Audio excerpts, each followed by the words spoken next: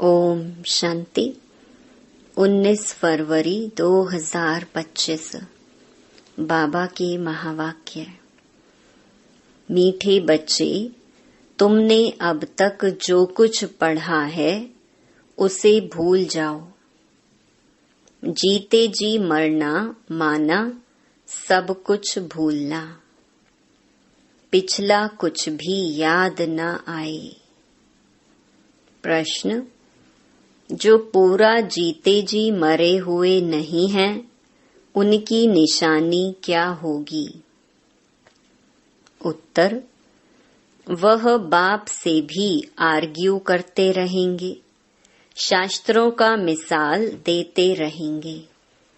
जो पूरा मर गए वह कहेंगे, बाबा जो सुनाते वही सच है। हमने आधा कल्प जो सुना वह झूठ ही था, इसीलिए अब उसे मुख पर भी न लाए। बाप ने कहा है, हियर नो इविल। गीत ओम नमो शिवाय। ओम शांति। बच्चों को समझाया गया है, जब शांति में बिठाते हो जिसको निष्ठा अक्षर दिया है, यह ड्रिल कराई जाती है। अब बाप बैठ रूहानी बच्चों को समझाते हैं कि जो जीते जी मरे हैं, कहते हैं हम जीते जी मर चुके हैं। जैसे मनुष्य मरता है तो सब कुछ भूल जाता है, सिर्फ संस्कार रहते हैं। अभी तुम भी बाप का बनकर दुनिया से मर गए हो। बाप कहते हैं, तुम्हारे में भक्ति के संस्कार थे, अब वह संस्कार बदल रहे हैं, तो जीते जी तुम मरते हो ना। मरने से मनुष्य पढ़ा हुआ सब कुछ भूल जाता है, फिर दूसरे जन्म में नए सिर पढ़ना होता है। बाप भी कहते हैं, तुम जो कुछ पढ़े हुए हो वह भूल जाओ, तुम तो बाप के बने हो ना। मैं तुमको नई बात सुनाता हूँ, तो अब वेद, शास्त्र, ग्रंथ, जप, तप आदि यह सब बातें भूल जाओ। इसीलिए ही कहा है, hear no evil, see no evil. यह तुम बच्चों के लिए हैं। कई बहुत शास्त्र आदि पढ़े हुए हैं, पूरा मरे नहीं हैं तो फालतू आर्ग्यू करेंगे। मर गए फिर कभी आर्ग्यू नहीं करेंगे, कहेंगे बाप ने जो सुनाया है वही सच है, बाकी बातें हम मुख पर क्यों लाएं? बाप कहते हैं, यह मुख में लाओ ही नहीं। Hear no evil. बाप ने डायरेक्शन दिया ना, कुछ भी सुनो नहीं। बोलो अभी हम ज्ञान सागर के बच्चे बने हैं, तो भक्ति को क्यों याद करें? हम एक भगवान को ही याद करते हैं। बाप ने कहा है, भक्ति मार्ग को भूल जाओ। मैं तुमको सहज बात सुनाता हूँ कि मुझ बीज को याद करो, तो झाड़ सारा बुद्धि में आ ही जाएगा। तुम्हारी मुख्य है गीता, गीता में ही भगवान की समझानी है। अब ये हैं नई बातें। नई बात पर हमेशा ज्यादा ध्यान दिया जाता है भी बड़ी सिंपल बात। सबसे बड़ी बात है याद करने की। घड़ी घड़ी कहना पड़ता है, मन मना भव। बाप को याद करो, यही बहुत गुहिया बातें हैं, इसमें ही विघ्न पड़ते हैं। बहुत बच्चे हैं जो सारे दिन में 2 मिनट भी याद नहीं करते। बाप का बनते भी अच्छा कर्म नहीं करते, तो याद भी नहीं करते, विकर्म करते रहते हैं। बुद्धि में बैठता ही नहीं है, तो कहेंगे यह बाप की आज्ञा का निरादर है। पढ़ नहीं सकेंगे, वह ताकत नहीं मिलती। जिस्मानी पढ़ाई से भी बल मिलता है ना। पढ़ाई है सोर्स ऑफ इनकम, शरीर निर्वाह होता है, सो भी अल्प काल के लिए। कई पढ़ते पढ़ते मर जाते हैं तो वह पढ़ाई थोड़े ही साथ ले जाएंगे। दूसरा जन्म ले फिर नए सिर पढ़ना पड़े। यहाँ तो तुम जितना पढ़ेंगे वह साथ ले जाएंगे, क्योंकि तुम प्रारब्ध पाते हो दूसरे जन्म में। बाकी तो वह सब है ही भक्ति मार्ग। क्या क्या चीजें हैं ये कोई नहीं जानते। रूहानी बाप तुम रूहों को बैठ ज्ञान देते हैं। एक ही बार बाप सुप्रीम रूह आकर रूहों को नॉलेज देते हैं, जिससे विश्व के मालिक बन जाते हो। भक्ति मार्ग में स्वर्ग थोड़े ही होता है। अभी तुम धनी के बने हो। माया कई बार बच्चों को भी निधन का बना देती है। छोटी छोटी बातों में आपस में लड़ पड़ते हैं। बाप की याद में नहीं रहते तो निधन के हुए ना। निधन का बना तो जरूर कुछ न कुछ पाप कर्म कर देंगे। बाप कहते हैं मेरा बनकर मेरा नाम बदनाम ना करो। एक दो से बड़ा प्यार से चलो, उल्टा सुल्टा बोलो मत। बाप को ऐसी ऐसी अहिल्याएं, कुब्जाएं, भीलनियों का भी उद्धार करना पड़ता है। कहते हैं भीलनी के बेर खाए। अब ऐसे ही भीलनी के थोड़े ही खा सकते हैं। भीलनी से जब ब्राह्मणी बन जाती है तो फिर क्यों नहीं खाएंगे। इसीलिए ब्रह्मा भोजन की महिमा है। शिव बाबा तो खाएंगे नहीं, वह तो अभोक्ता है। बाकी यह रथ तो खाते हैं ना। तुम बच्चों को कोई से आर्ग्यू करने की दरकार नहीं है। हमेशा अपना सेफ साइड रखना चाहिए। अक्षर ही दो बोलो, शिव बाबा कहते हैं। शिव बाबा को ही रुद्र कहा जाता है। रुद्र ज्ञान यज्ञ से विनाश ज्वाला निकली तो रुद्र भगवान हुआ ना। श्री कृष्ण को तो रुद्र नहीं कहेंगे। विनाश भी कोई श्री कृष्ण नहीं कराते। बाप ही स्थापना विनाश पालना कराते हैं। खुद कुछ नहीं करते, नहीं तो दोष पड़ जाए। वह है करन करावन हार। बाप कहते हैं हम कोई कहते नहीं हैं कि विनाश करो। यह सारा ड्रामा में नूंधा हुआ है। शंकर कुछ करता है क्या?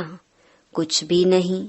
ये सिर्फ गायन है कि शंकर द्वारा विनाश। बाकी विनाश तो वह आपे ही कर रहे हैं। यह अनादि बना हुआ ड्रामा है जो समझाया जाता है। रचयिता बाप को ही सब भूल गए हैं। कहते हैं गॉड फादर रचयिता है, परंतु उनको जानते ही नहीं। समझते हैं कि वह दुनिया क्रिएट करते हैं। बाप कहते हैं मैं क्रिएट नहीं करता हूँ, मैं चेंज करता हूँ। कलयुग को सतयुग बनाता हूँ। मैं संगम पर आता हूँ, जिसके लिए गाया हुआ है सुप्रीम ऑस्पिशियस युग। भगवान कल्याणकारी है, सबका कल्याण करते हैं, परंतु कैसे और क्या कल्याण करते हैं ये कुछ जानते नहीं।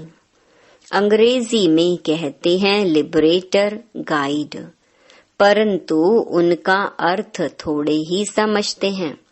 कहते हैं भक्ति के बाद भगवान मिलेगा, सद्गति मिलेगी। सर्व की सद्गति तो कोई मनुष्य कर ना सके, नहीं तो परमात्मा को पतित पावन सर्व का सद्गति दाता क्यों गाया जाए। बाप को कोई भी जानते नहीं, निधन के हैं। बाप से विपरीत बुद्धि है, अब बाप क्या करे? बाप तो खुद मालिक हैं। उनकी शिव जयंती भी भारत में मनाते हैं। बाप कहते हैं, मैं आता हूँ भक्तों को फल देने। आता भी भारत में हूँ। आने के लिए मुझे शरीर तो जरूर चाहिए ना। प्रेरणा से थोड़े ही कुछ होगा। इनमें प्रवेश कर इनके मुख द्वारा तुमको ज्ञान देता हूँ। गौ मुख की बात नहीं है, यह तो इस मुख की बात है। मुख तो मनुष्य का चाहिए, ना कि जानवर का। इतना भी बुद्धि काम नहीं करती है। दूसरे तरफ फिर भागीरथ दिखाते हैं। वह कैसे और कब आते हैं जरा भी किसको पता नहीं है। तो बाप बच्चों को बैठ समझाते हैं कि तुम मर गए तो भक्ति मार्ग को एकदम भूल जाओ। शिव भगवानुवाच, मुझे याद करो तो विकर्म विनाश हो जाएंगे। मैं ही पतित पावन हूँ, तुम पवित्र हो जाएंगे, फिर सबको ले जाऊंगा। मैसेज घर घर में दो। बाप कहते हैं, मुझे याद करो तो विकर्म विनाश होंगे, तुम पवित्र बन जाएंगे। विनाश सामने खड़ा है। तुम बुलाते भी हो, हे पतित पावन आओ। पतितों को पावन बनाओ, राम राज्य स्थापन करो। रावण राज्य से मुक्त करो। वह हरेक अपने अपने लिए कोशिश करते हैं। बाप तो कहते हैं, मैं आकर सर्व की मुक्ति करता हूँ। सभी 5 विकारों रूपी रावण की जेल में पड़े हैं। मैं सर्व की सद्गति करता हूँ। मुझे कहा भी जाता है, दुख हरता सुख करता। राम राज्य तो जरूर नई दुनिया में होगा। तुम पांडवों की अभी है प्रीत बुद्धि। कोई कोई की तो फौरन प्रीत बुद्धि बन जाती है। कोई कोई की आहिस्ते आहिस्ते प्रीत जुटती है। कोई तो कहते हैं, बस हम सब कुछ बाप को सरेंडर करते हैं। सिवाय एक के दूसरा कोई रहा ही नहीं। सबका सहारा एक गॉड ही है। कितनी सिंपल से सिंपल बात है। बाप को याद करो और चक्कर को याद करो तो चक्रवर्ती राजा रानी बनेंगे। ये स्कूल ही है विश्व का मालिक बनने का। तब चक्रवर्ती राजा नाम पड़ा है। चक्कर को जानने से फिर चक्रवर्ती बनते हैं। यह बाप ही समझाते हैं। बाकी आर्ग्यू कुछ भी नहीं करनी है। बोलो, भक्ति मार्ग की सब बातें छोड़ो। बाप कहते हैं, सिर्फ मुझे याद करो। मूल बात ही यह है। जो तीव्र पुरुषार्थी होते हैं वह जोर से पढ़ाई में लग जाते हैं। जिनको पढ़ाई का शौक होता है वह सवेरे उठकर पढ़ाई करते हैं। भक्ति वाले भी सवेरे उठते हैं। नौधा भक्ति कितनी करते हैं। जब सिर काटने लगते हैं तो साक्षात्कार होता है। यहाँ तो बाबा कहते हैं, यह साक्षात्कार भी नुकसान कारक है। साक्षात्कार में जाने से पढ़ाई और योग दोनों बंद हो जाते हैं। टाइम वेस्ट हो जाता है। इसीलिए ध्यान आदि का शौक तो बिल्कुल नहीं रखना है। यह भी बड़ी बीमारी है जिससे माया की प्रविष्टता हो जाती है। जैसे लड़ाई के समय न्यूज़ सुनाते हैं तो बीच में ऐसी कुछ खराबी कर देते हैं जो कोई सुन ना सके। माया भी बहुतों को विघ्न डालती है। बाप को याद करने नहीं देती है। समझा जाता है इनकी तकदीर में विघ्न है। देखा जाता है कि माया की प्रवेशता तो नहीं है। बेकायदे तो नहीं कुछ बोलते हैं तो फिर झट बाबा नीचे उतार देंगे। बहुत मनुष्य कहते हैं हमको सिर्फ साक्षात्कार हो तो इतना सब धन माल आदि हम आपको दे देंगे। बाबा कहते हैं यह तुम अपने पास ही रखो, भगवान को तुम्हारे पैसे की दरकार क्या रखी है। बाप तो जानते हैं इस पुरानी दुनिया में जो कुछ है सब भस्म हो जाएगा, बाकी क्या करेंगे। बाबा पास तो फुरी फुरी माना बूंद बूंद तालाब हो जाता है। बाप के डायरेक्शन पर चलो, हॉस्पिटल कम यूनिवर्सिटी खोलो, जहाँ कोई भी आकर विश्व का मालिक बन सके। 3 पैर पृथ्वी में बैठ तुमको मनुष्य को नर से नारायण बनाना है, परंतु 3 पैर पृथ्वी के भी नहीं मिलते हैं। बाप कहते हैं मैं तुमको सभी वेदों शास्त्रों का सार बताता हूँ। ये शास्त्र हैं सब भक्ति मार्ग के। बाबा कोई निंदा नहीं करते हैं, ये तो खेल बना हुआ है। यह सिर्फ समझाने के लिए कहा जाता है तो फिर भी खेलना। खेल की हम निंदा नहीं कर सकते हैं। हम कहते हैं ज्ञान सूर्य, ज्ञान चंद्रमा, तो फिर वह चंद्रमा आदि में जाकर ढूंढते हैं। वहाँ कोई राजाई रखी है क्या? जापानी लोग सूर्य को मानते हैं, हम कहते हैं सूर्यवंशी। वह फिर सूर्य की बैठ पूजा करते हैं, सूर्य को पानी देते हैं। तो बाबा ने बच्चों को समझाया है कोई बात में जास्ती आर्ग्यू नहीं करनी है, बात ही एक सुनाओ। बाप कहते हैं माँ मेकम याद करो तो पावन बनेंगे।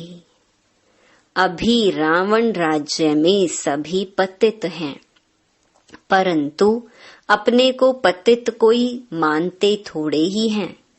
बच्चे, तुम्हारी एक आंख में शांति धाम, एक आंख में सुख धाम, बाकी इस दुख धाम को भूल जाओ। तुम हो चैतन्य लाइट हाउस। अभी प्रदर्शनी में भी नाम रखा है भारत द लाइट हाउस, लेकिन वह कोई थोड़े ही समझेंगे। तुम अभी लाइट हाउस हो ना। पोर्ट पर लाइट हाउस स्टीमर को रास्ता बताते हैं, तुम भी सबको रास्ता बताते हो मुक्ति और जीवन मुक्ति धाम का। जब कोई भी प्रदर्शनी में आते हैं तो बहुत प्रेम से बोलो गॉड फादर तो सबका एक है ना। गॉड फादर या परम पिता कहते हैं कि मुझे याद करो तो जरूर मुख द्वारा कहेंगे ना। ब्रह्मा द्वारा स्थापना, हम सब ब्राह्मण ब्राह्मणियां हैं। ब्रह्मा मुख वंशावली, तुम ब्राह्मणों की वह ब्राह्मण भी महिमा गाते हैं। ब्राह्मण देवताय नमः। ऊंच ते ऊंच है ही एक बाप। वह कहते हैं मैं तुमको ऊंच ते ऊंच राजयोग सिखाता हूँ, जिससे तुम सारे विश्व के मालिक बनते हो। वह राजाई तुमसे कोई छीन ना सके। भारत का विश्व पर राज्य था। भारत की कितनी महिमा है, अभी तुम जानते हो कि हम श्रीमत पर यह राज्य स्थापन कर रहे हैं। अच्छा, मीठे मीठे सिकिलधे बच्चों प्रति मात पिता बाप दादा का याद प्यार और गुड मॉर्निंग। रूहानी बाप की रूहानी बच्चों को नमस्ते। धारणा के लिए मुख्य सार। पहला, तीव्र पुरुषार्थी बनने के लिए पढ़ाई का शौक रखना है। सवेरे सवेरे उठकर पढ़ाई पढ़नी है, साक्षात्कार की आश नहीं रखनी है। इसमें भी टाइम वेस्ट जाता है। दूसरा, शांति धाम और सुख धाम को याद करना है, इस दुख धाम को भूल जाना है। किसी से भी आर्ग्यू नहीं करनी है।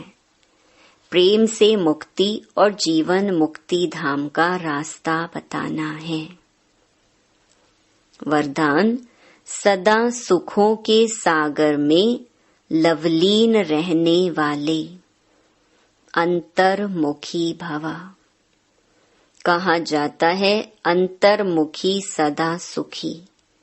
जो बच्चे सदा अंतर्मुखी भव का वरदान प्राप्त कर लेते हैं, वह बाप समान सदा सुख के सागर में लवलीन रहते हैं।